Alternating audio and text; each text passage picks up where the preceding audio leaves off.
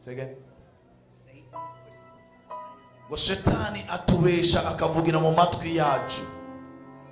Satan tells Ngo shetani aragenda akakubwira akakongorera. You can't do it. Ngo ntushobora kubikora. Maybe he says you're not good enough. Canke akakubwira ati wewe ntiwemerewe ntukwije.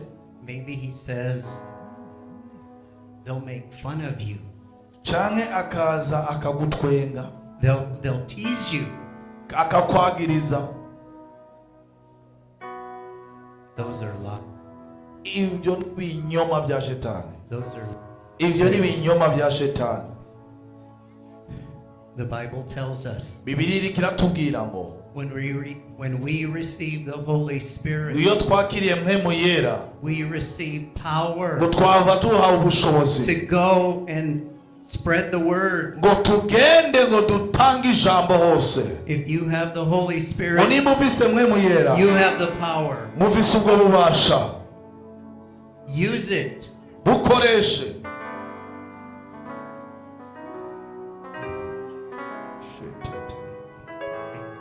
Thank you, Jesus.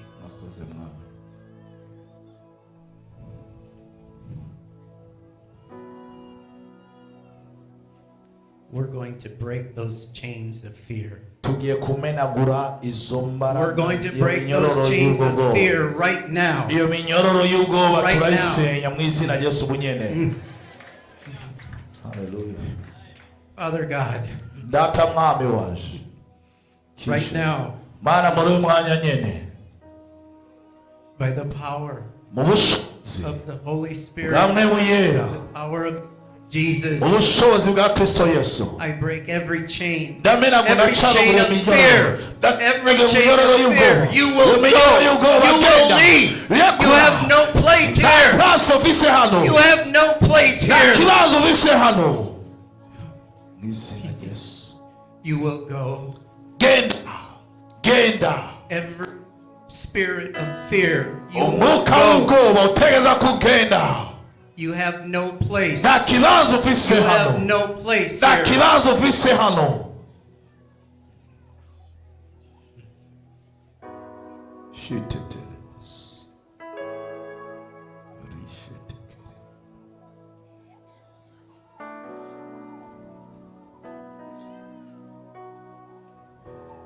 I'm hearing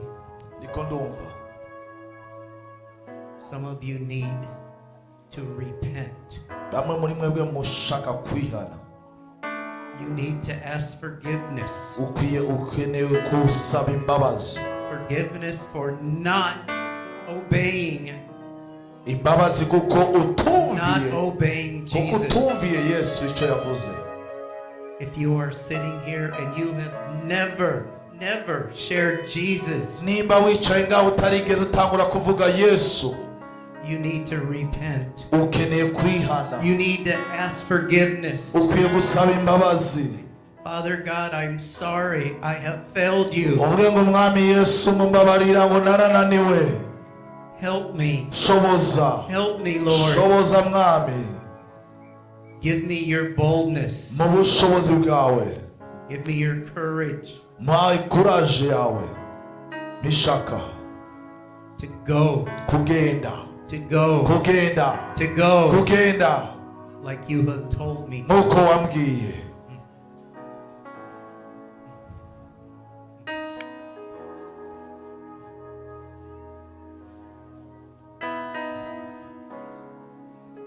Thank you, Jesus.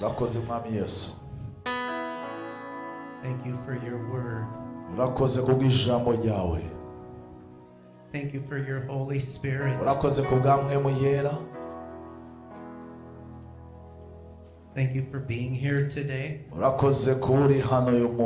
Thank you for working in the hearts of people.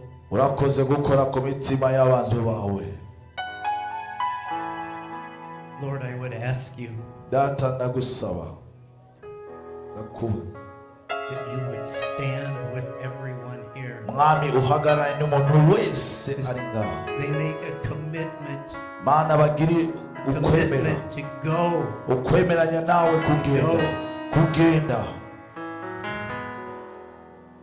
Lord, help them stand true. data bashoboze kugira bahagare mu kuri.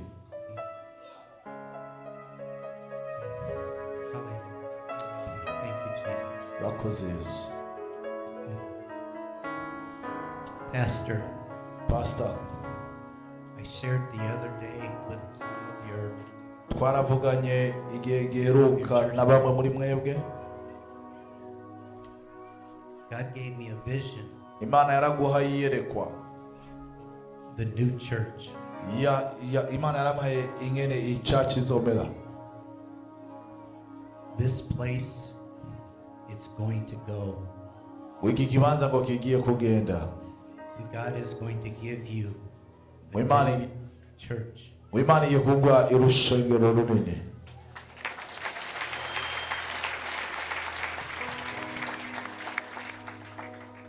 Let me rephrase that. God is going to give you a new building. Reka nabivuge neza ngo Imana igiye kuguha ngo ishengero rishasha.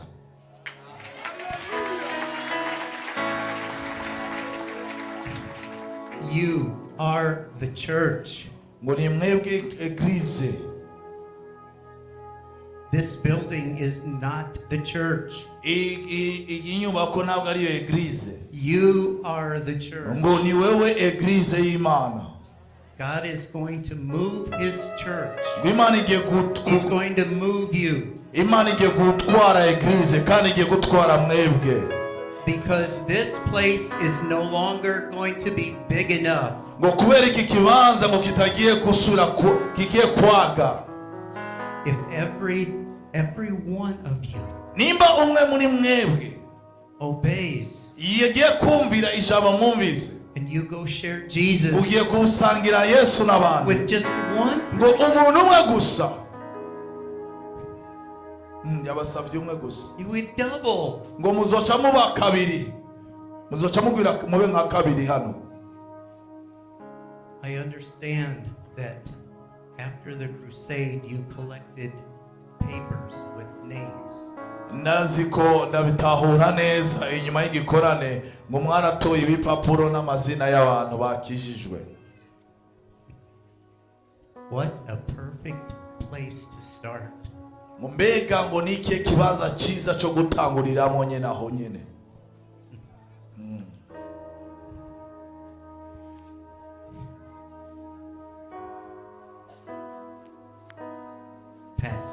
Pastor,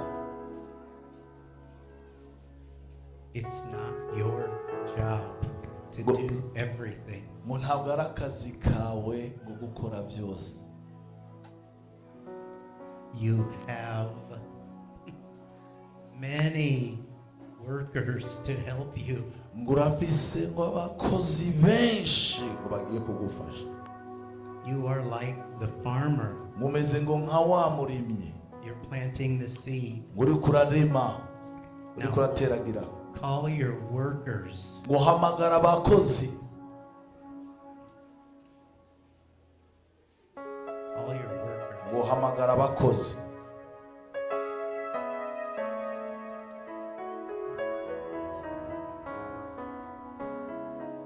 I realize I may have offended some of you today. But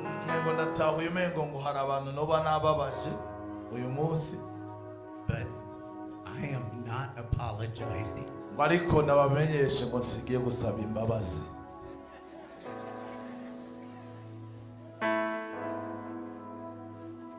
Let the word of God do its job. Thank you. Murakoze.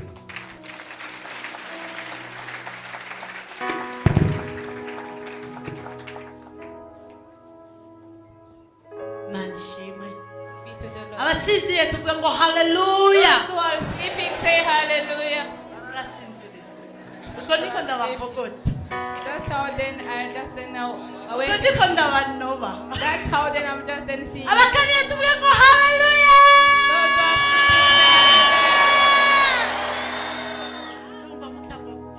I'm just then seeing that you are awakened. Harashushe tutagiye turakanura twosinzira. Then it is too hot. If then we don't open our eyes, can just sleep. Nyemereswe kuvuga ngo haleluya.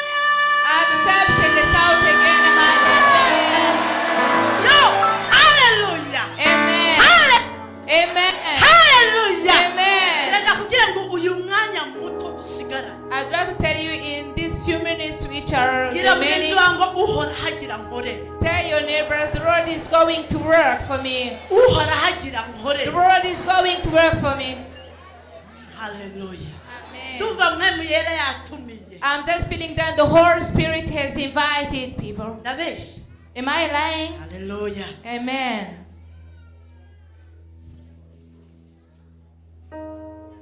Imana ishimwe. Glory be to Mwanya the muto God. fisi. In few minutes that I have, I'm going, Unyemere ndiririmbe gato. then accept that I sing. Ndumva biko birabiragira. Siko se. Then it is, I'm just feeling it. Reka bibire basi. Less than burning. Muhaguruke. Then stand up. Muhaguruke. Stand up. Gasabe rize karibu. Then I welcome Liz. Shaka gukangura umuntu yarasinziye kubera I would like them to awaken those who are sleeping. Iminota 3 gusa. Then in 3 Gira minutes, mugenzi wangu kanguka. I'm like them to tell Iminota to itatu. your neighbor Gira mugenzi wangu that kanguka. then awake your neighbor. Iyo neighbor kanguka. Gira uwo mwicanyi uti kanguka.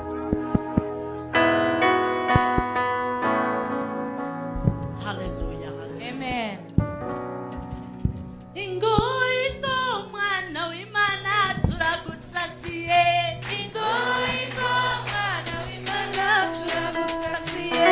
Ingo mwana w'Imana turagusasiye. Ingo mwana w'Imana turagusasiye. Ingo mwana w'Imana turagusasiye. Ingo mwana w'Imana turagusasiye. Ingo mwana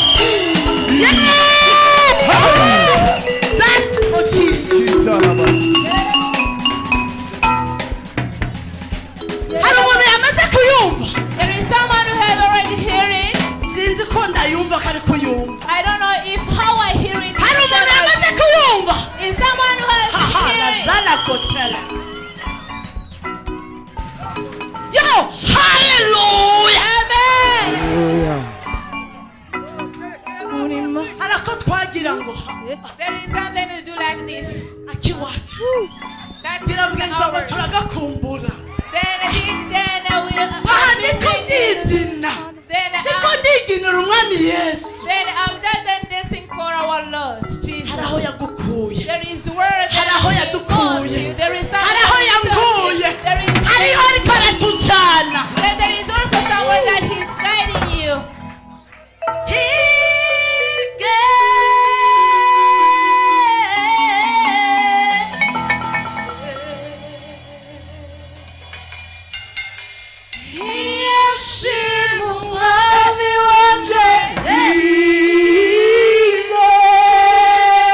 hari umuntu yamfasha There is someone who can help me. ndamuvuge ndamurate uyu mwami ni igitare uyu mwami agira neza uyu mwami aradukunda uyu mwami atwitayeho aduhetse ku mugongo yaragutoranije yaraguhamagaye yagukoreye mu izina umwami n'uhoraho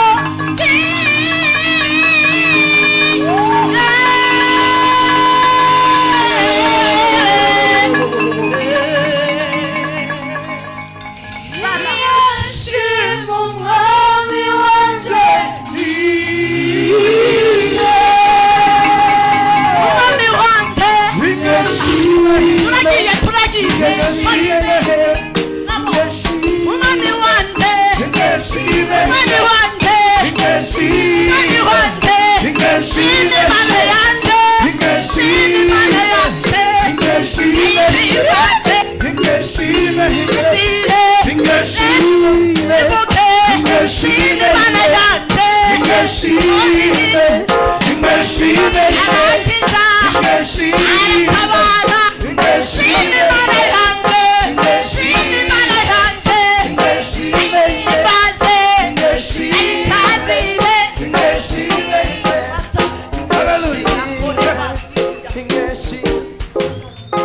umva ikirere cyugurutse I'm just feeling that the heaven is open. onye hano hantu hahindutse Then I'm just thinking that here then it is like heavenly place. ndabona hano hantu hahindutse igicaniro It's a place then where they are going to ko sacrifice. ndabona umuriro watse muri kino kibanza Then seeing that the fire is burning here. nimwibona ngo muri hari ahantu mutaragera Don't look that there is a place where you are not yet reaching. kuko umuntu wese abona umenga ngo hari ahandi ataragera Then because everybody is seeing that there is a place that he didn't yet then ariko ndabona attend. imana isusa igicaniro cy'amatazirano muri runo rushenga But I'm just then I've seen that the Lord bringing then the praise of sacrificing you. hagiye kuba ikanguro mu baririmbyi igicaniro gihore cyane And it's going there to be the awakening among the singers. hagiye kuba umuriro There's going there to be fire.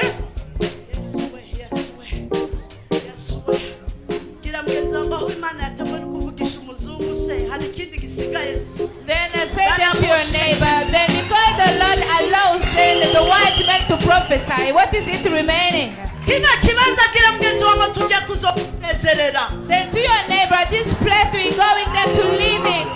hari ahandi imana igiye kutujyana There is another place that God is going there to allow that they're going to bring us. hari ahandi imana igiye kudushitsa There is another place that the God is going to yewe we bring us. repentance ndagikubwira Repentant church, I tell you, asangwa ndi umuhanuzikazi w'imana if I am a prophet of ndahagaze the mu Lord, mavuta y'umye I'm just telling what the Lord then said to wehe me. muhaguruke mukayangane Then he's telling me then stand up and muhaguruke shine. mukayangane Stand up and shine.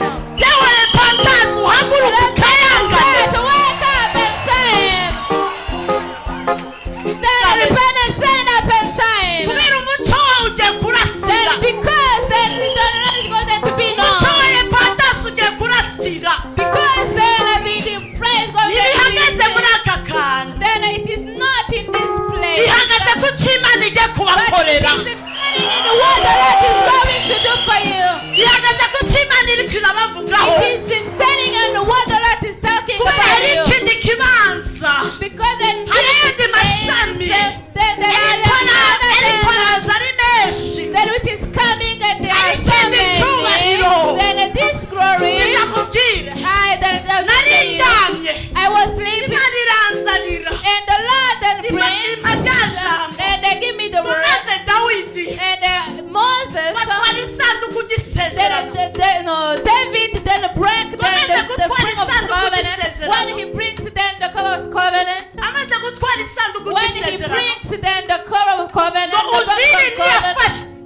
ntiyayifashe neza. Then he didn't take it well. Ntago yayihaye agaciro. He didn't just then give just the Aho nyene barahita. and in that time then he is dead. Ngo ariko But ngo umwami abibonye when the king sees it, aragira ubwoba. then he's afraid. Ngo aca aravuga ngo And he said, ngo mutware iyo sanduku. and they bring that box. Edomu. The two obeyed him. Ngo mumushire iyo sanduku. Then bring them to Ngo maze that gutwara iyo box. sanduku. And after then, Amezi atatu that box, gusa. after 3 months, Amezi atatu after gusa. 3 months only, Baza birukanka. then they Babwira found umwami. the and told to the Yewe king, mwami. you king, Yewe mwami. you king, Ngo Obededomu. obeyed them. Ngo yagize umugisha. Then he has a Nawe blessing. apfuye ubu. And Oya yaronse umugisha. no one is dead. Kubera yahaye He has a agaciro. blessing because he gives them the honor. Sanduku Then y'Imana. the box of covenant. Pasi. Yahaye agaciro abantu b'Imana. Because you give them the honor of the servants of the Lord. Utatuzi. And without knowing them, Ndaje kukubwira ngo data yampaye I come to ijambo. tell you that the Lord gave me the Ndakukubwira word. ngo And to tell you, kuko wahagaze nka Obededomu. because you have a stand and I provided them. Repentance igahagarara nk'aba The Obededomu. repentant stand like obeyed them. Uwo mugisha ugiye kubombaho. Then that blessing is going there to remain on you.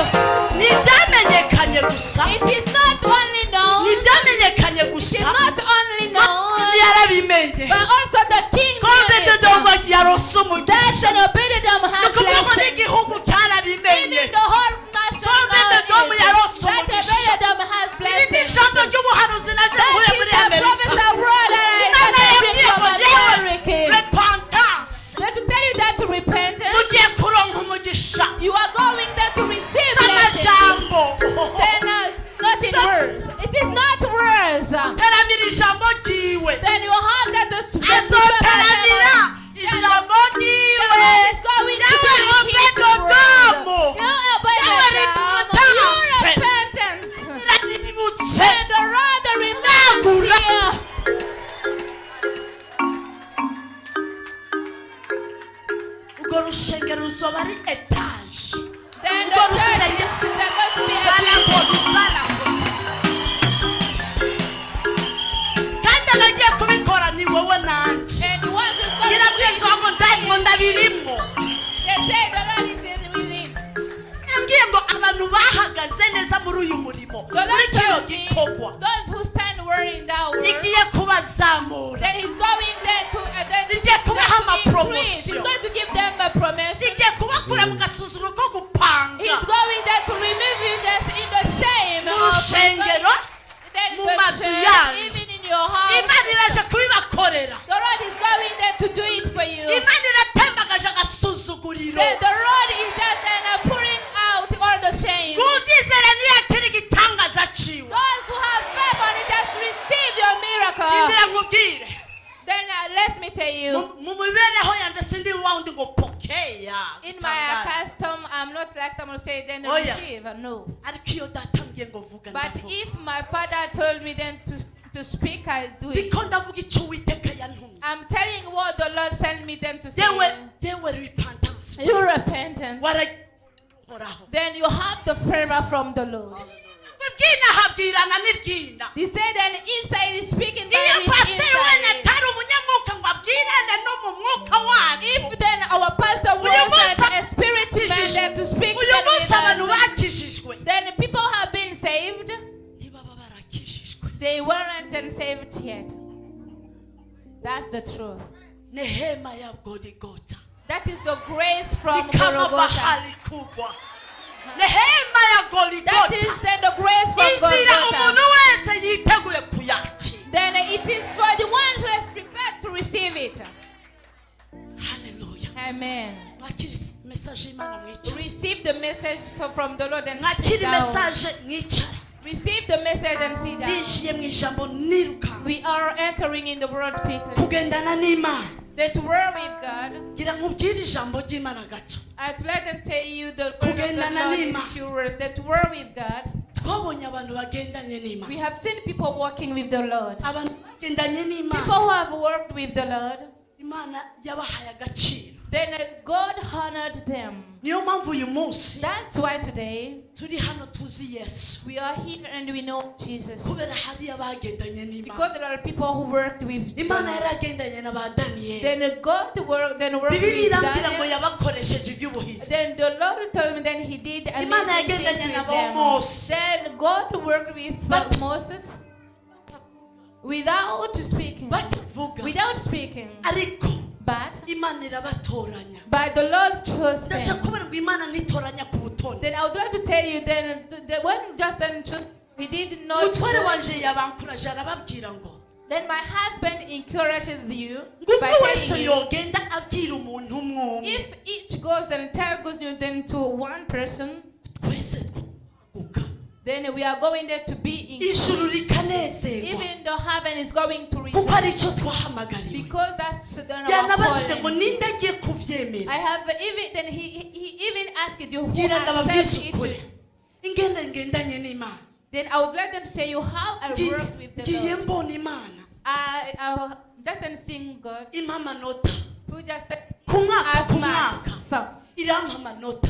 because each year God bwira gives me mugenzi marks. wangu Imana iradukota Then tell to your neighbor that each year then God gives us imirimo yose marks. ukora iragukota. Then the time that we are working for Him, He gives ukora us marks. myiza iragukota. If you did good things, you are Ukora have mibi, marks. If you did bad things, you have marks. umwaka si iyo uheze Then after each year, pfukama nkaririra Imana then to nkabwira kneel ngo down Mana and mbarira aho work. ngejeje I say then see then how where am I arriving? mbarira aho ngejeje Then Imana tell me iruhutse. where am I arriving? Imana ije inyereka kotasiyo And the Lord comes and shows iyo me marks. bikoze neza iranyereka ngo sinakoze neza When I didn't do it very well. kandi iyo nakoze neza ndabona yanyeretse amanota But meza. when I did it very well, He also showed me then good marks. ndaje kukubwira rero Then I came Iyo to umwaka say you uheze, after each year. ndicara nkavuga ngo Mana Then I sit down and Nyereka. say, Lord, show me. Have nakoze neza I done mbega well? nazanye bangahe kuri yewe How many people have I brought mbega to murazi Jesus? igitangaza cya mbere Then do you know the first miracle? igitangaza cya mbere The first ni miracle ukuzana abantu kuri is to bring people to Jesus Christ. icyo nicyo gitangaza cya That is the first miracle. rero nahisemo mu And I have chosen in my life n'umuryango wanjye with my family. naho nkomoka hariya Then where ngo I come tuzokorera from, Imana we're going to work for the Lord. twagura ubwami bw'Imana We're going there to twandikishe mu ijoro ndiko naguha amatsiko genda wandikishe genda wandikishe hari umunsi uzabona kotasiyo yawe Because then there is one day where we're going there to see your marks.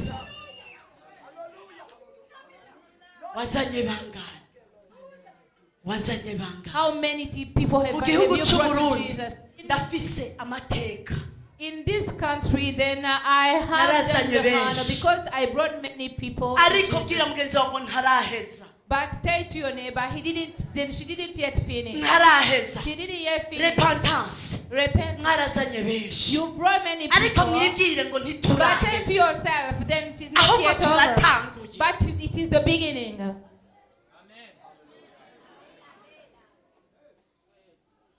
imirimo yawe irakomeye umviriza mubwire umuririmbyi aravuga ngo imirimo y'Uwiteka irakomeye Then listen. Then the singer says, then the work of the Lord then are so great. ntiyatubare ngo kuba adeje birakomeye He didn't tell us that then to be then the ADG is ntiyatubare ngo kuba great. umukuru w'igihugu He birakomeye didn't tell us then to be the president is great. ntiyatubwiye kuba apotre He birakomeye didn't tell us then to be apostle is then great. imirimo y'Uwiteka But the irakomeye work of the Lord kandi are uzubaha great. Uwiteka ngo nayo Then the izomwubahisha one who is going to honor the Lord is going then byugariye ngo to be honored. uzokubaha The one Uwiteka who is going to honor nawe the Lord, azomwubahisha then the Lord himself is going kuko to honor mwubatse them. Uwiteka Because you honor the nayo Lord, ijya he's kububahisha going then to honor mu the gihugu Lord. mugiye kubahwa This country going to be honored. oya ntimwakumvira You didn't hear it. mwakumvira Have you heard it? mugiye kubahishwa You are going to be honored. uravuga ngo ntituzaba uri kurabwira mbwira You wa are telling murundi yourself that we don't know Gira uyu what mubyeyi that ariko I'm speaking aranyumva. to, but I'm not talking Gira to uyu the woman mupapa who's ariko listening. aranyumva. I'm telling to them this Imirimo to those who yacu listen it.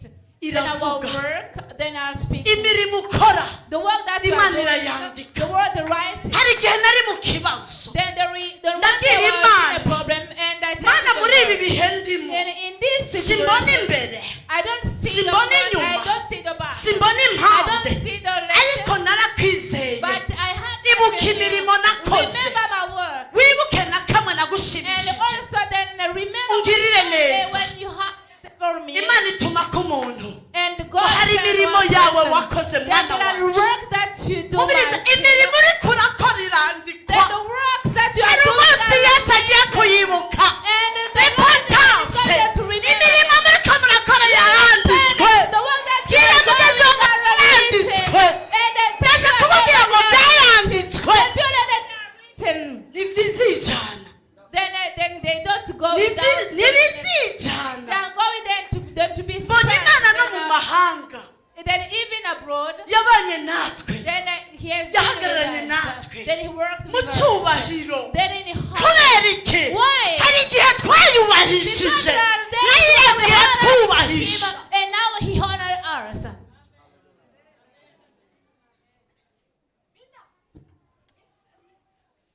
mu kazi kora ako nyene nukuga ngo jewe ndakuba ivyo nyene nambukubura igiye kukubahisha Then don't say that. Then in your work, then you sweep. No. Then even by nambugurisha na sweep, he's tomate going there to muri be izo honor tomate you. zawe igiye kukubahisha iguhe multiplication igiye kongereza If you are igiye selling kongereza tomatoes, then by selling tomatoes, he's going to multiply what you are doing.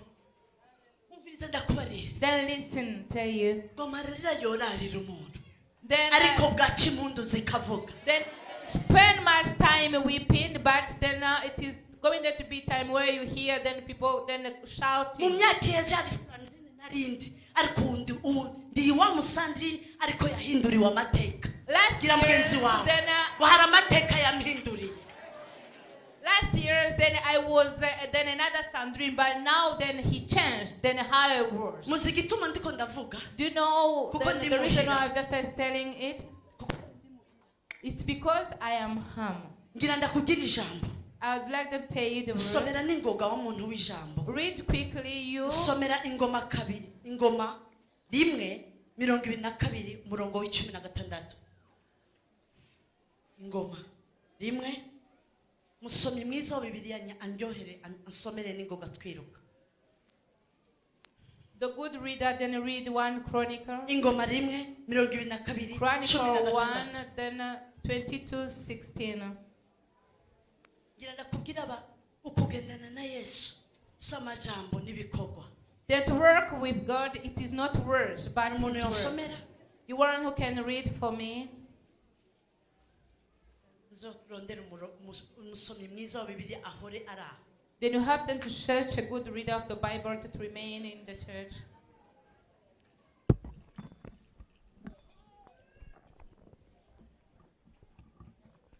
ingoma 20 ingoma 1:22 1 Chronicle 22.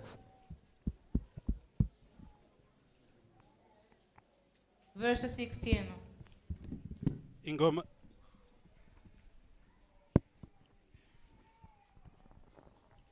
mirongo ibiri na kabiri umurongo wa 16 urupapuro rw'amajana 181 mu isezerano rya kera raba amazahabu n'amafeza genda buhoro tugende neza Go borabi slowly. Look out. aba banyakubahwa bumve neza I'd like them those respectful people then to Brava. hear it very well. raba raba Expect. amazahabu n'amafeza ngo amazahabu n'amafeza Goldsmith and silver n'imiringa ngo n'imiringa n'ivyuma n'ivyuma and bronze ntibigira and uko iron, byoharurika ngo ntibigira uko byoharurika they aren't expect. none rero shirako ngo ariko shirako Now Ukore. be in the world, ukore kandi uhoraho abane nawe kandi and may uhoraho the abane Lord nawe. be with you. amen sinzi ko Amen. mwanyumvise I don't know. ngo if uraba you've heard. amazahabu n'imiringa Then they look at the goldsmith and silversmith. yesu we Have you heard it?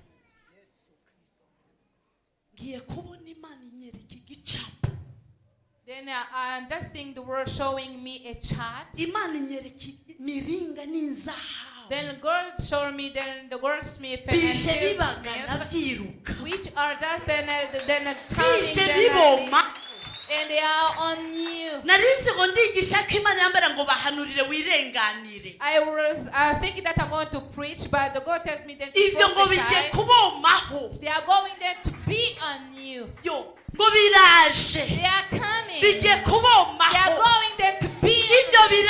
They are coming. They are going there to remain. They are coming. They are going to remain.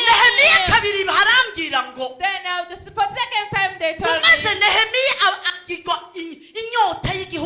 But Nehemiah had the word of his country. Then he is then full of anger of his country. Then he is very angry. But when the king saw him and he asked it Nehemiah, why then do you have then an anger face? He said then it is because of the sorrow from the heart. Then you Nehemiah who is here, then who has sorrow, who don't see how then it is going then to but the king has just then seen your heart. The Lord has already seen. Then listen then this Kirundi word then to see. He has just then seen. He has seen what you need. Then Nehemiah didn't say what the king then opened his eye and see then his hunger. And he asked King. Then he said then my country now is like a place where we bury people. Then listen. Then glory be to the Lord. Then our country Burundi, then it is not a place where we bury people. No, it is not a place where we bury people. But I come here to Nehemiah. Then stand up and build. Stand up and build. Stand up and build. They have sent to you, Nehemiah. I have sent to you, church. That is why stand up and build. Then the world that the Lord wants to build on you.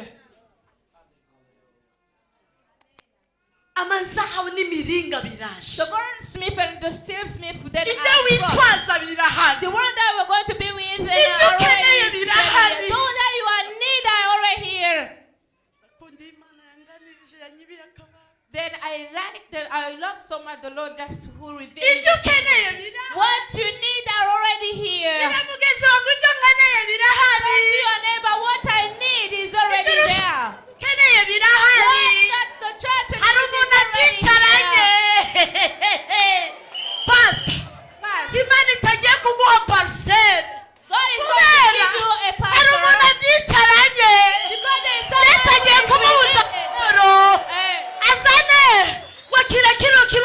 He's going to say then attack these places where you're going to work for the Lord.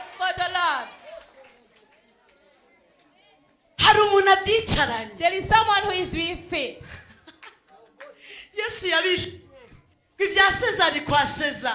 Jesus answered, the those who are belong to Caesar, then give it to Caesar. The dog was born to Caesar, give it to the Lord. Then he lends it to you, then bring it back. Then he lends it to you. Do you still loving me? Do you still loving me? Then he lent it to you, then bring it back. Say then tell to your neighbor, then he lent it to me, then I have to give it back. The church of the Lord is not going to be built by us, but yourself. It's ours. Tell to your neighbor, we are going to build for the Lord. If I'm a professor of the Lord, then it is going to happen.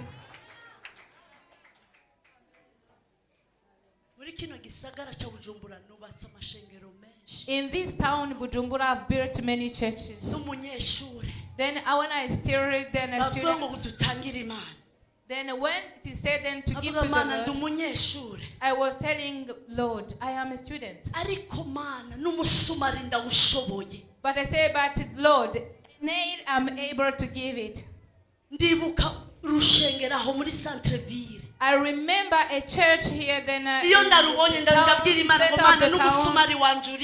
then when I saw it, I said, Lord, then my name is there. And it is a beautiful church. My brethren, you are very beautiful. We're going to build for the Lord. Then the pastor wasn't aware of what I'm going to do. But the Holy Spirit told me, everything is here. Everything is here.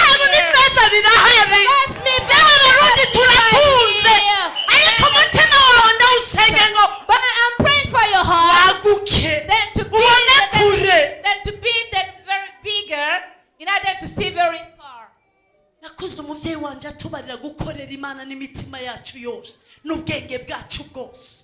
Then when I become older, then my mom used them to tell us then to work for the Lord with all our hearts. And then Nehemiah returned to pray. Then the Bible told me, then he prayed for the Lord. You Nehemiah, you prayed, but you got to return to pray again. Why? Because then there are people who have the hearts which are all closed. Then their hearts must be opened by the prayer. Then I'm just opening the heart of each one. In order to have the joy of the Lord. When we go then our home, then we have beautiful, nice houses. We have a beautiful fun. Then if there is a fun, then I am able just then to. There is. Do you see that I'm just sweating? All the fresh air that I will come with then is over. I'm now sweating. Breath and then to have faith is to know without then without doubting. Then in what Jesus is telling us, we are not allowed to doubt. If then you've seen that the crucifixion then took place, it started from the first. But I've seen that the Lord just then standing in honor.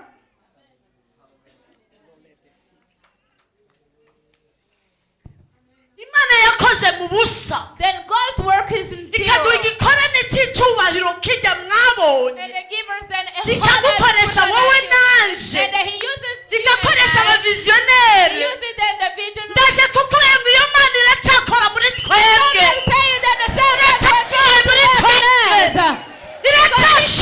He's also able.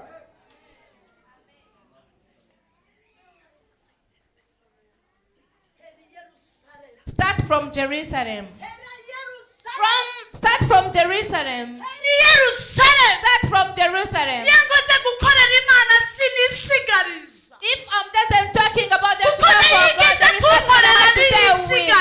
because even when he comes to work for me, he doesn't remain with anything. I was in the country with just the promises 10 years ago. Then there were just so many who come and say, don't accept. Then there are others then who come and say, don't accept them, they are your brothers. And I was saying, you then why, Lord? Then the one who are accompanying others to pray, the one that I pray for to get married, am I just accompanying? And the Lord told me, I would like just then to allow you just then to have a journey working for me. The ones then the one who belongs to you is not here. And he sent then a bird who comes and tell me then I bring a white one. I was looking among then my brothers. I said, don't spend your time. But the one is coming there to be brought by a bird.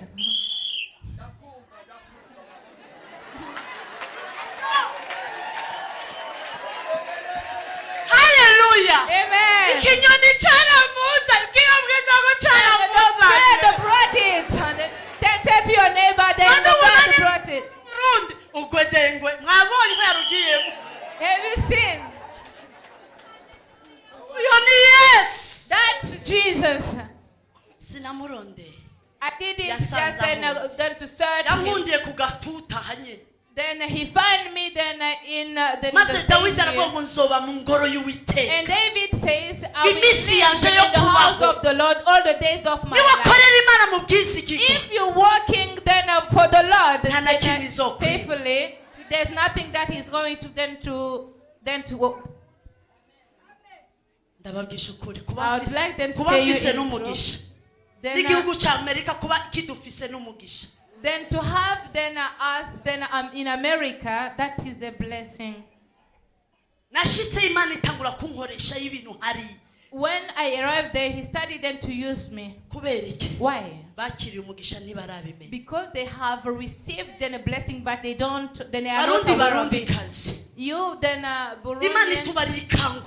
Then God told then about the awakening. The awakening starts from here. Then she starts from our hearts. It starts then from our eyes. And you think then the faith and just then support the servant of the Lord. And support the work of the Lord. Support the work of the Lord with all your heart. The Bible says, then if it is for the kingdom, if then you work for the kingdom of the Lord, if then you work for the Lord, if then I started to work for the Lord with all my heart, my sister-in-law can say, then she was telling me, then do you need us then to pray then for her husband? Say, don't do it. If you want to pray for me, just then pray not to receive money. Then allow me, then pray for me then to receive much anointing, not to work for the Lord. Then she's here. I didn't ask her to pray then for a husband. Never. Then I say, then if I work for the Lord, then I faithfully, then in many, then they are going then to remain on me. Then I was going to tell you, even the country where I am, when I reached there, I've turned to the Lord. I say, now I put my feet, or then where you've turned me. I'm going there to spend my time on what? In this country. Now just then be aware of ours. And the Lord is faithful.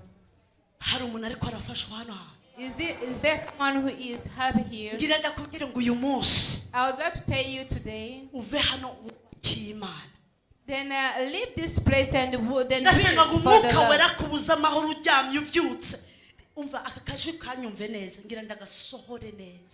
Then I'm going then to push my voice slowly. When you are sleeping, and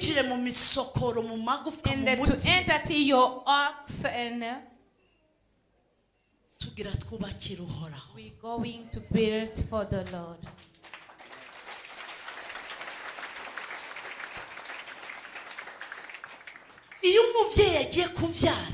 If just a woman goes to give birth to a child, he prepares.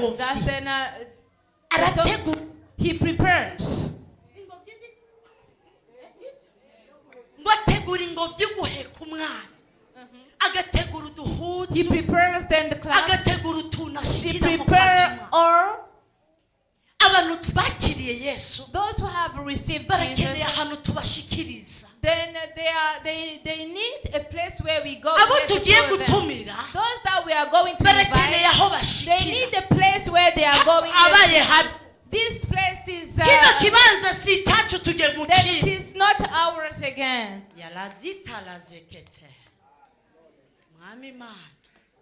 Lord.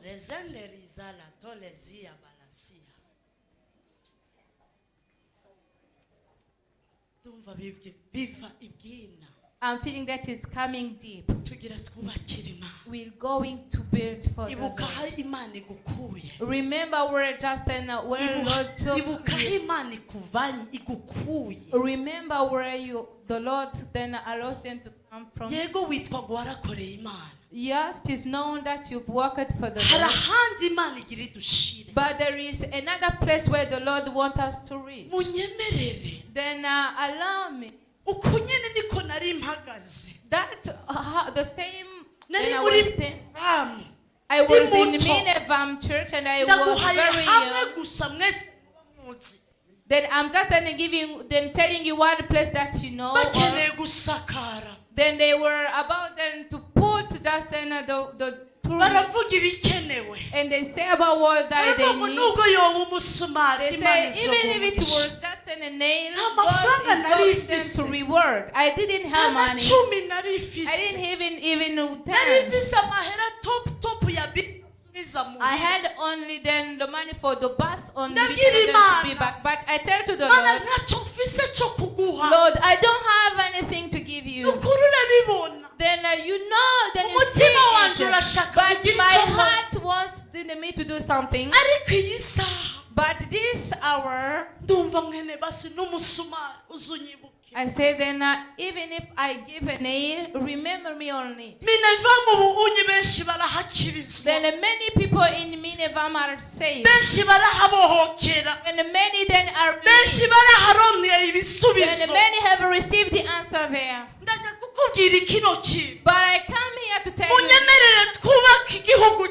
accept them to build our nation. Accept them to build our church. Then allow me to build.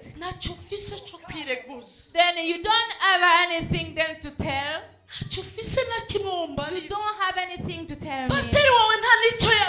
Then your pastor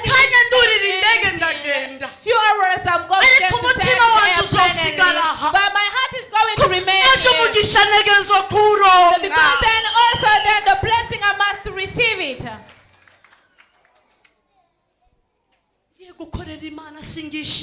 I'm going when I is about to work for the I did ask for anything. By now I'm married, I'm obliged then to ask my husband.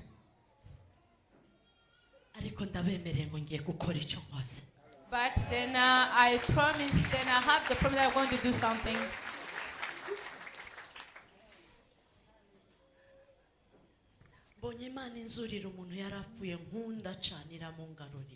I see the Lord raising someone who was dead, and I love that person very much.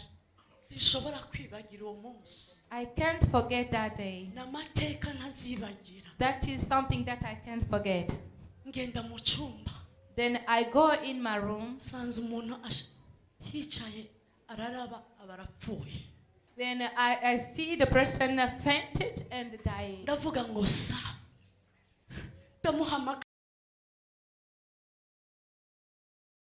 But the eyes and I touch. Then he's already dead. There are few minutes ago we were just touching. I tell to the Lord, I refuse. Then I bring you. Jesus, I bring you. Then I bring you life. I say, you don't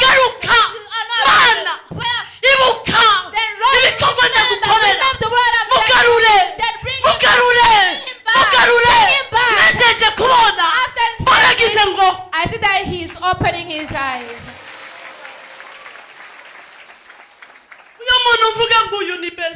That person that I'm just talking about is just my sister-in-law. I love her very much.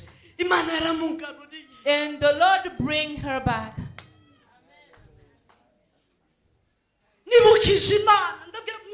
When I remember the Lord and say, Lord, remember my deeds. Then without asking it to anyone, and today then she's standing to allow people to be saved. And the enemy was bringing her then before the time. How many people are brought by the devil then before their time? No. We were in Uganda and I said to the Lord, no.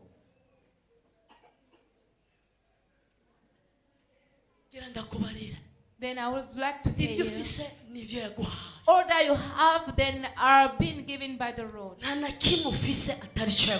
don't have anything without being given by the Lord. Then if there's someone who has something to do, stand up. Stand up. I say, God, I would like them to give my Isaac. My Isaac. I'm going to pray for that person, and I can't live without praying for that person. If the Lord arose and to do miracles and amazing things, and give us then the faith and give us His anointing,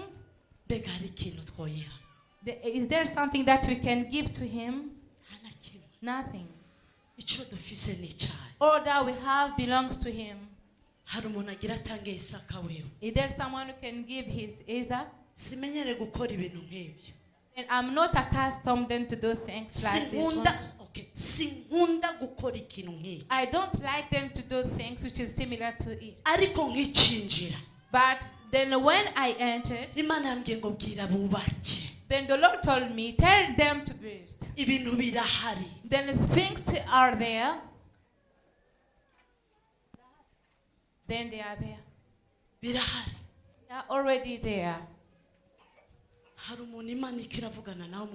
Then there is someone with whom God is touching in his heart. Accept with all your honor and stand up.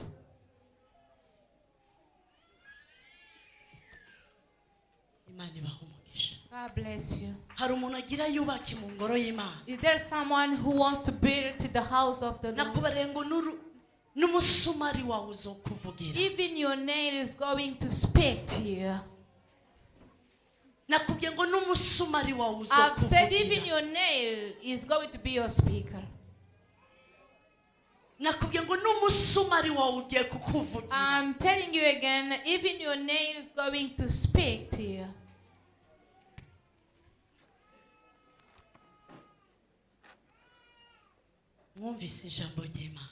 You have heard that word of the Lord. You have heard that word of the Lord.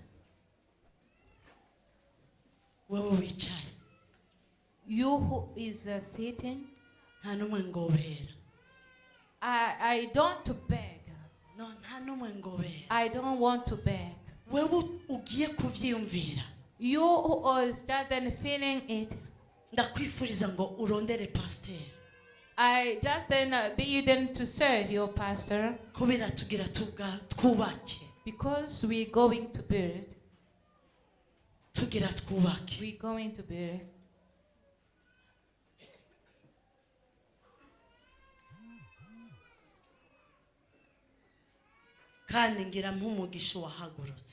I'm going to bless the one who stand up. I give you a few minutes then to bless those who stand. I don't standing here just playing. There is something that God tells me then to tell you. Then I'm going there to play for the blessing that the Lord to send to you. naguhaye akarorero ndakubwira ngo na bisi yanje yaramvugiye. I've given an example by telling you even the money for my bus has spoken to me. Urashobora kwandika isheke. You can write a check. Urashobora kuza kwandika ikete agapapuro. You can izina n'inimero telefone yawe n'izina ryawe. You can take a small paper right there, your urashobora name, your kuzana telephone number. if you ufise You ichimana can gushize ku read mutima. what you have or something that God put in your heart. kino sininginga. I swear you, I can't beg for it. Wewe bifate mu ntoke. You take it in your hands. Wewe bifate mu ntoke. Take it in your hands. Aragapapuro kandike. If it is then in a sheet of paper, babwire write dushobora on it. kwihenda ariko ntituzohenda Imana. Then we can just then tell lies to people, but we can't lie to the Lord. Andika. Right. Andika. Right. Icyo ugiye gukorera Imana. What you going to do for the Lord? Imana yambwiye ngo kino kigiye kuba ikimazi ku buzima bwawe bwugurura umugisha wawe. The Lord told me that then it is going there to be a sacrifice. Kandi kirabe ikimazi cyo kugurira ibintu byinshi repentance. It is going there to be a sacrifice which is going to open many things for the repentant church. Bino bintu ntabyo nkunda gukora bene cyane. Those things I don't like them to speak about them. Ntabyo nkora. I don't do it. Kubera iki niherako. Why? Because I start by myself. Uyu hagaze mwabonye umutware wanje yahagaze. You see that my husband is always then standing up. We start by ourselves. Kubera iki? Why? Turazibanga ryo gukorera Imana. Because we know the secret of working for the Lord. Hari umuntu yamaze gufata umwanya nabahaye umwanya. Akaba ari ushaka envelope mubacishe muri envelope. Akaba ari igipapuro andika inimero yawe, address yawe n'ikintu utanze. If you need an envelope, then you can ask, then you can give him Number, an envelope. If there is a sheet of paper, number, take it and write number your name and telephone number. Number yo parcelle. Number yo mabatangana gute. Then if it is the roof, then bring them and work for the Lord. Imana yambwiye ngo tubirahari. The Lord told me then they exist. We have it. We turabifise.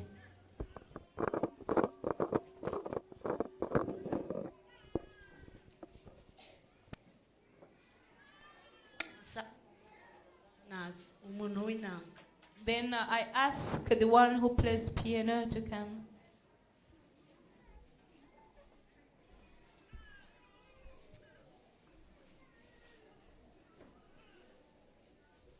Munyarutse kubera ngira nsubize umwanya. Then do it quickly. Yesu ashimwe cyane. Glory be to the Lord. Hallelujah. Amen. Benshi baratubaza mubigenza gute gukoresha amafaranga yanyu mu bwami bw'Imana. Many asked us, how do you use your money in your kingdom of the Lord? Ariko ni wasoma ijambo uzomenya impamvu. But if you read the word, you're going to know the reason. Nawe uzoguforsa gukorera Imana. No one is going to force you then to work for the Lord.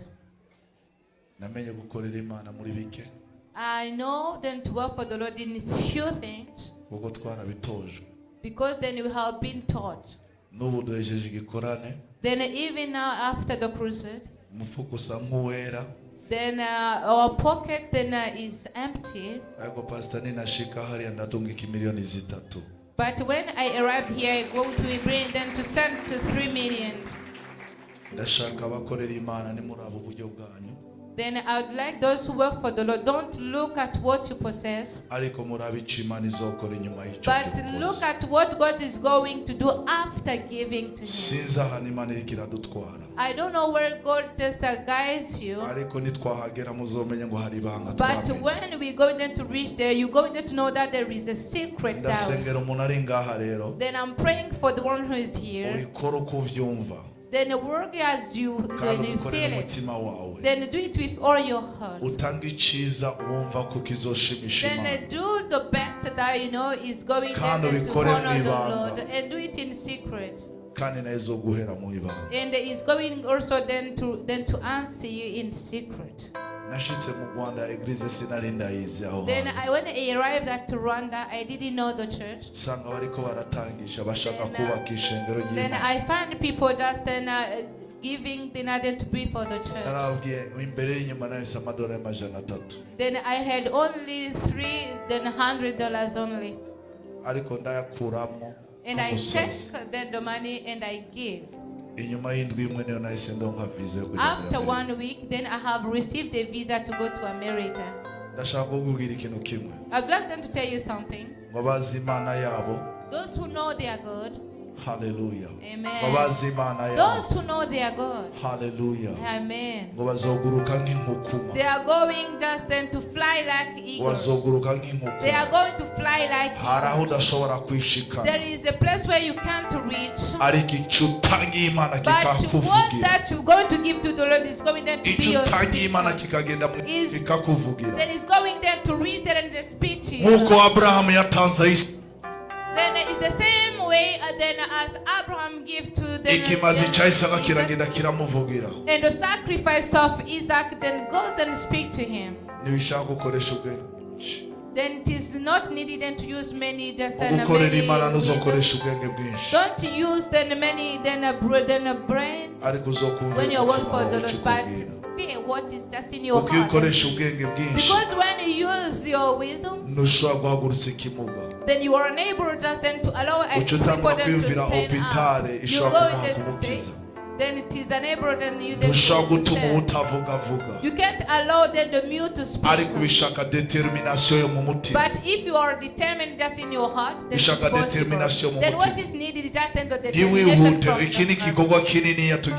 heart. Don't be in a hurry, but it's then a big nimba utatufise wewe wandike uvuge ngo Mana ngiye gusezerana nawe kandi uzuyugura imiryango ndabishitse wandike ikimana igiye kubigukoresha muri ibyo bike nyene Imana igiye kwiyerekana umukozi w'Imana yavuze ngo tujye kubaka ishengero ngo kandi ngo hano nyene gutura They say then he turabakozi workers. Then I am the first worker, then I give 3 million. Then the work can stand up and work. When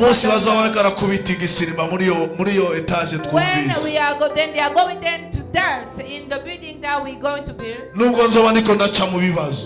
if they are in trouble, I'm going to tell to the Lord, see how people then are dancing there in that building.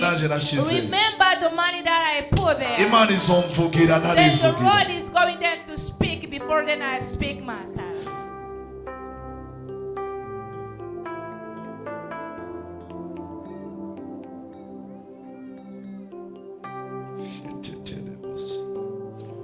I know each who is going there to do this work. Then the ghosts are going there to Lord them to laugh. Jonas kabiri. Jonas kabiri. Two Jonas. Igice chaka kuva ku murongo wa mbere usha ku 10. Jonas then chapter 2 from verse 1 to 10. Yatsenge atakambira Imana ari mu rufi. Then he prayed when he was in the womb of a fish. Atangura kubwira Imana imulocating imurabe.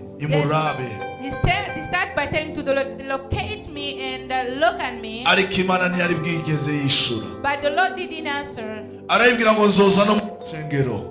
He said I will come in the church. Ariko Imana ntiyari bwigeze yishura. But the Lord didn't answer. Umurongo w'umunani.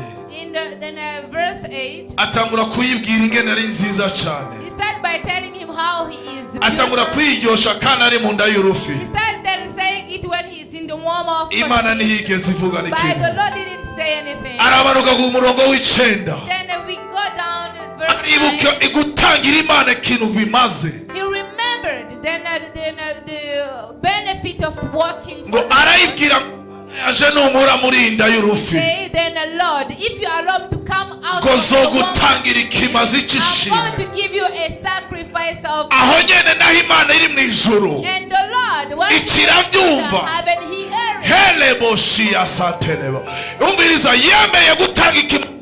listen, he read and he accepted the sacrifice of the Then when he was in the womb, he is not not in the womb of kugira inyubako y'Imana yubakwe. Then who wanted to give that then to build the house of the umurongo uheze. Then at the end of verse 9, muze kwasoma Jonas kabiri. Then I tell you then to read it. Jonas kabiri igice cy'icenda. Then Jonah then chapter 2 verse 9. ngo arayibwa ngo zo gutangira ikimazi cy'ishimwe. Yes, I'm going then to give a sacrifice. yari mu nda y'urufi. He was in a womb of a fish. yaravise account. na account, bank account yaravise. He didn't have an account. yaravise konte mu nda y'urufi. He didn't have an account in the yaravise akazi mu nda y'urufi. He didn't have a work in the womb of the fish. yaravise roveni akura He didn't have the salary in the womb of that fish. yatoza inzu yiwe mu nda He y'urufi. didn't have the house. ariko avuga ijambo rikora ku mutima w'Imana. He said the word which touches the heart of aravuga ngo nunkura ngaha mu nda y'urufi. allow me then to come out to the womb of that. yari yavuze ngo soza mu ishengero. He said that he was saying that I will come in the church. ariko Imana But ntiyamwishuye. the Lord didn't answer. yaravuze ngo mana ngo ndaba ahantu ndi. They said the Lord look away. ariko Imana But the ntiyamwishuye. Lord didn't answer. ariko nusoma umurongo w'icenda But if you read, uramenya ibanga ryo gutangira Imana. you're going to know the arabwira ngo nunkura hano mu nda y'urufi. I love them to come out Mana of that fish. gutangira ikimazi Then cy'ishimwe. I'm going there to give the sacrifice of thanks. Imana ntiyarindiye uwundi murongo. They did it, doesn't wait for muze another kumenyeza verse. muhasome. Then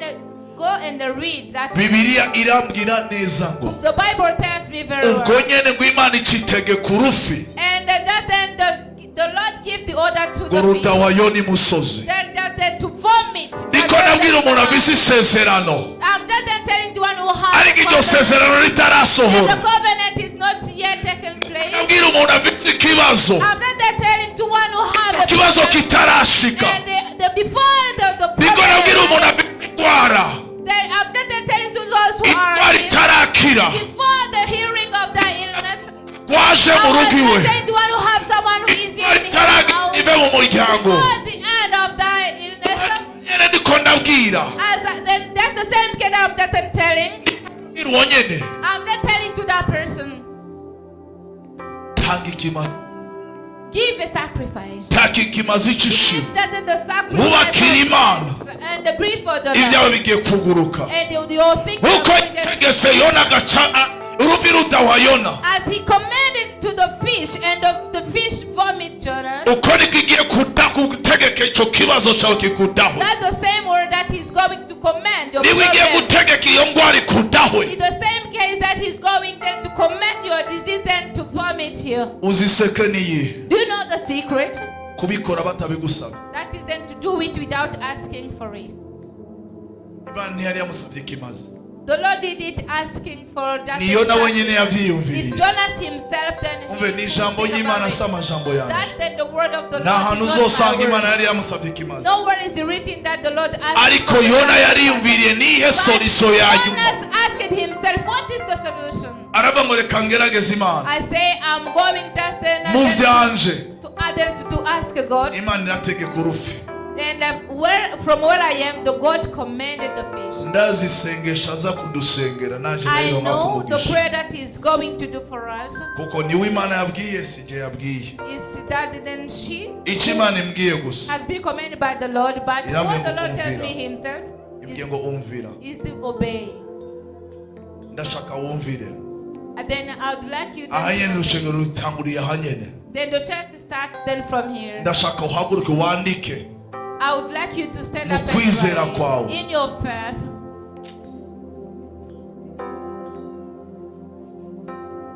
niko ndabona ibyo Imana igiye kunkorera I'm just then seeing what God is going to do kubwo for me. guterera hano mu murimo w'Imana By wa just then Repentance. giving then niko ndabona ibintu bigiye kuba birebire. I'm just then seeing that people are just then niko ndabona imiryango igiye I'm kuguruka. just seeing the doors which are open. I don't know where this way is gonna come from.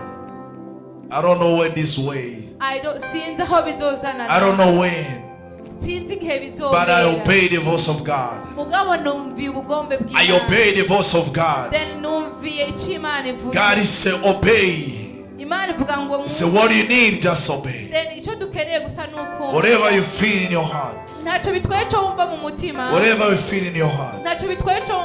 Just trust God. Trust God. And try Him. It's not eat the dead. It's not eat the dead. It's God who fulfills. I can see many ways open. I can see many connections open my way.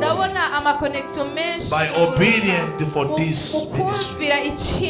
By obedience for what we are going to do. Many ways is going to open. Many ways is going to open. Many things going to be open. As he did for Jonas, he's going to do it for you. As he did for Jonas, he's going to do for you. I'm speaking as a prophet. I'm speaking as a prophet of God. God is going to do it for you. God is going to do it for you. God is going to promote you. God is going to make a way. God is going to give you ideas. God is going to open your eyes again. God is going to protect you. God is going to open many ways. Then continue to write. Write what you're going to give to the Lord. Don't give then without then but you're going to then to bring to the house of the Lord. I'm just telling to Pastor Joseph. It is not for the pastor. It is not for another person. It is not for another person of the church. It is not for then someone who works in the church. That is the house of the Lord. If you build it by faith in your heart, you're going to see the Lord opening the doors.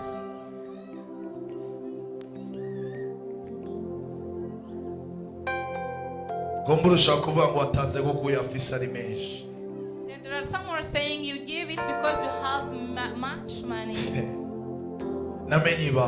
But I know the secret. I know the secret.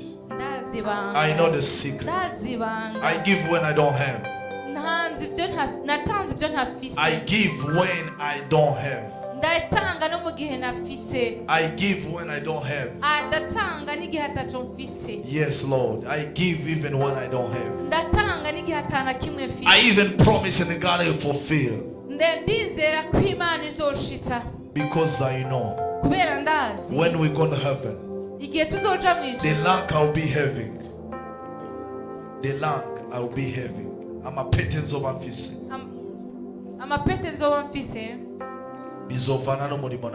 They are going to depend on the work that I did. They are going to depend on the work that I did for the lack that I'm going to have in the heaven.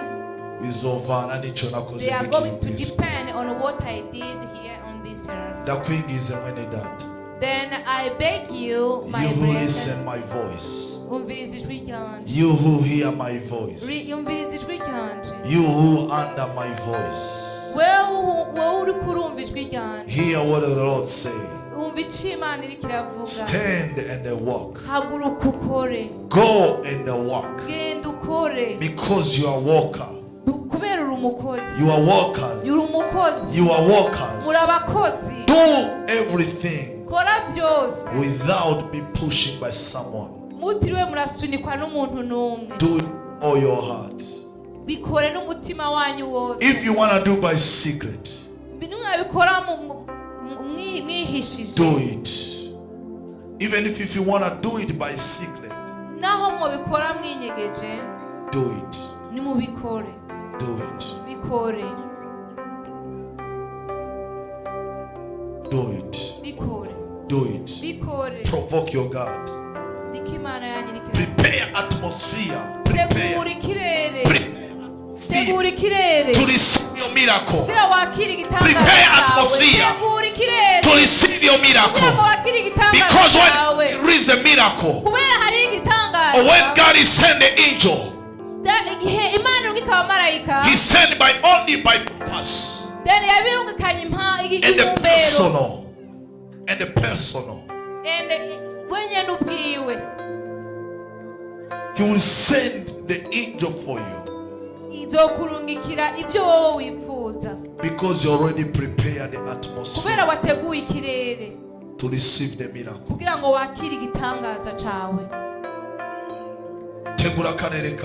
They prepare the atmosphere. Many times we are waiting that the God's answer. But then he find out the place where we are standing. It is not well prepared. Why don't you prepare? By your work. By the working that you are doing.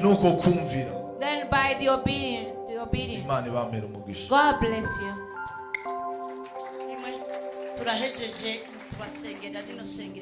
We have finished now. We're going then to play this. Then I still think someone struggling. I don't want them to then speak who you are. But then I wish that you obey the Holy Spirit. There is a place that you have that then obey the Holy Spirit.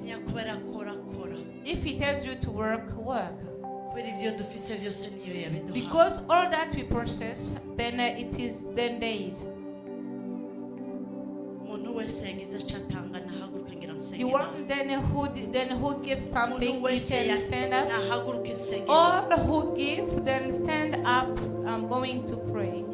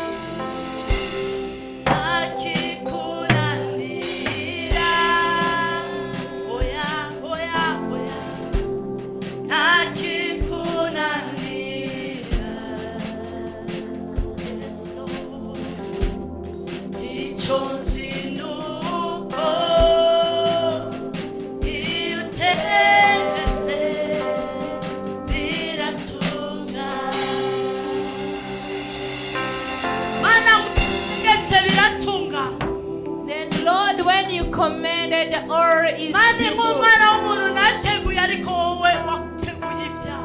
am a man of the Lord.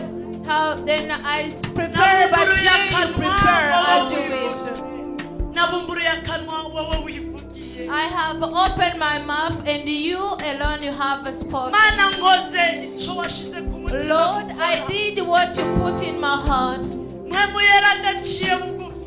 Then Holy Spirit, I have before you, and I show you then this servant, this man, this woman. Then I ask you, and I beg to give bless to this brother, then to this woman, then to this lady, then give them blessing to your people. Give them the blessing for your children. Then give and put where they came from. Then then they did it. They accepted.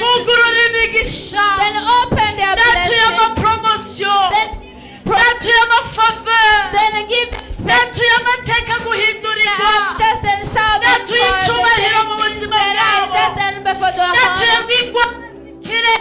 then I just put them in the hearing, they be healed. I just other side of the disease, then the one must be healed. The anointing which heals and the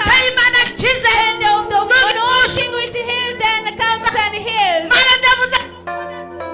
Then the Lord said, then the ones who work then to join us, those who did many things then to your children, continue then to do well. Continue to do well. We are humble. Then you are the one who has the promise. Allow him to accomplish it. The one then who accepts them to do it, then allow him then to fulfill his promise. I thank you, Lord. I thank you, Lord. I thank you, Lord. Then glory be to you, Lord. I thank you, Lord. Then I thank then the Trinity. I thank the Father. I thank the Father. I thank the Holy Spirit. I thank Jesus. Then thank you, O Lord, for the good work that you are doing. You have started the work in the repentant church. You are the one who is going then to end it. Then before the end of this year, before the end of this year, oh Lord, I thank you. Because you are just then making a way in the desert. You are making a way in a wilderness place and the breath. I thank you, Lord. It is in the name of Jesus. Amen.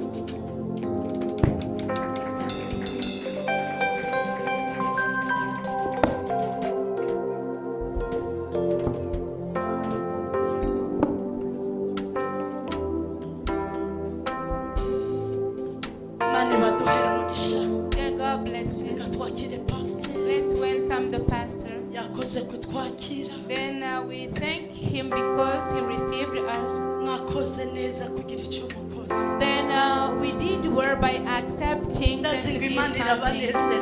I know God is rejoicing because of you. Lord is rejoicing because of you. God bless you.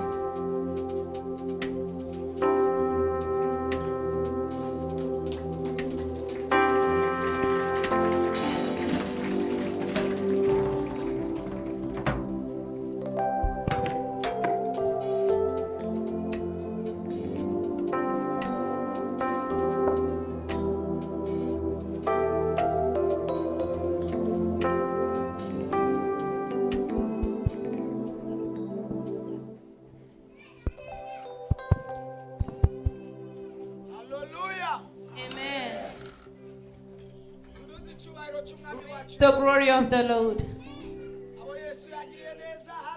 Therefore, whom just then God did good things. Hallelujah.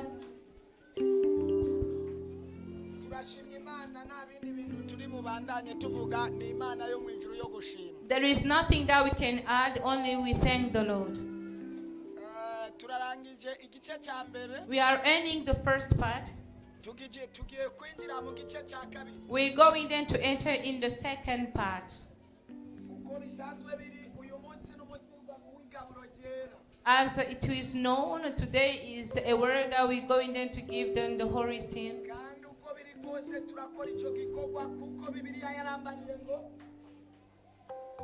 Then we're going there to do it because the Bible then tells me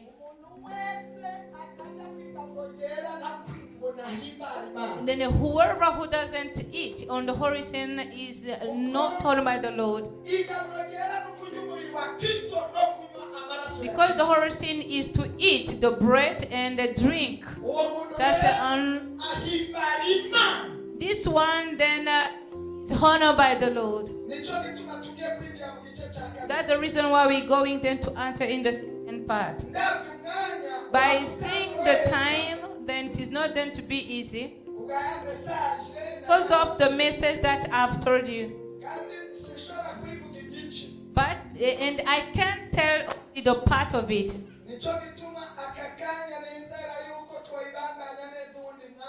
That's why then half of that we're going to continue it then another day.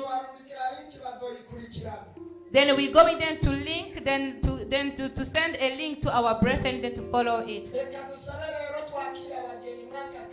Let's now welcome.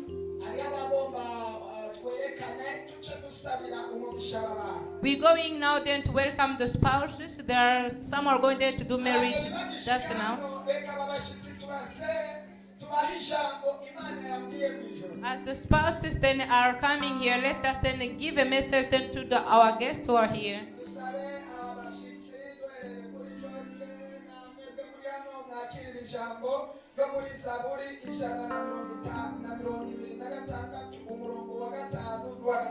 Let's just then ask you, then our guests, then to read the word which is in Psalm then 126, verses 5 then to 6. Let's just ask someone who can read our word. Psalm 126, then verse 5 and 6. The spouses are not here.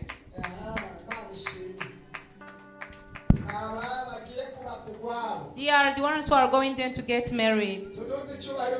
That raise then the glory of the Lord. These are the ones who are going then to get married. We can just then join our hands for the Lord. Things are not good. Do you allow these people then to get married? If you accept them to have a holy marriage, you raise up your to say that you accept it. Amen. Amen. God bless you. Then God allow them to build in a good home. Then go be we in your preparation. Lord, I pray for these people. Oh, the